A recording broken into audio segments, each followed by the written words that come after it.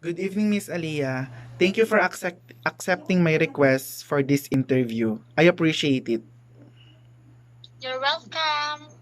When did you first realize you wanted to be an artist? When I was in high school, then I saw my uncle doing makeup and I inspired. That's why I Mm, realized that I love makeup. I love doing makeup. okay, where are you from and how does that affect your artwork?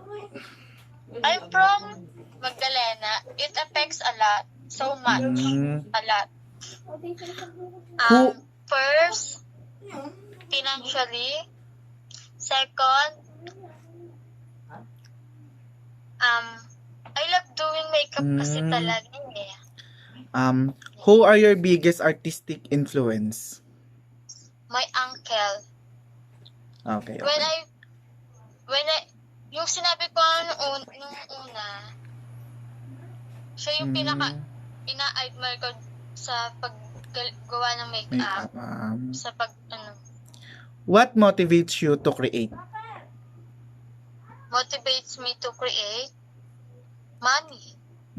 It Mm, gives money. okay. When is your favorite time of day to create? I think weekend. Kasi Mm, pag Monday to Friday, sobrang daming ginagawa. Pag weekend, free. magagawa mo Oo. lahat eh. Okay. What is your favorite artwork? Please show it to us.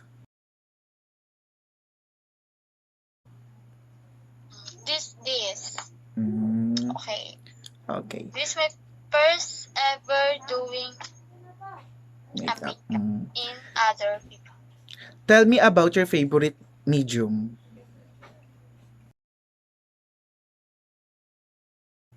This. This is one of my favorite. Mm, so tell me about something that picture.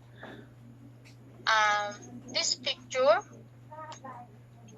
Is that your favorite? it symbolizes independent woman.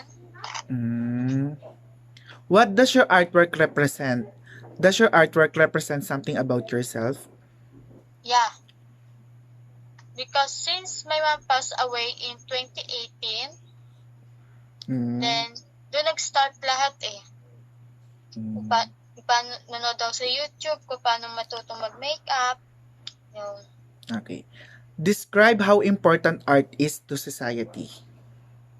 Sobrang importante nito kasi, di ba may mga ibang babae na sobrang baba ng confidence at ayaw lumabas ng bahay kasi gawa ng bird face sila. Yeah. Kasi sobrang dami ang judgmental. Sobrang dami. Tapos yung makeup natatakpan niya yung Imperfection, parang mababang ganun. kumpiyansa sa sarili. Pag nilalagyan ka ng makeup, tumataas yung kumpiyansa mo eh. Kaya sobrang laki ng epekto nito sa mga kababaihan. Hindi lang kababaihan, pati mga lalaki nagdagamit. So, thank you for your time, Miss Aliyah. Thank you so much. Thank you. Have a nice day.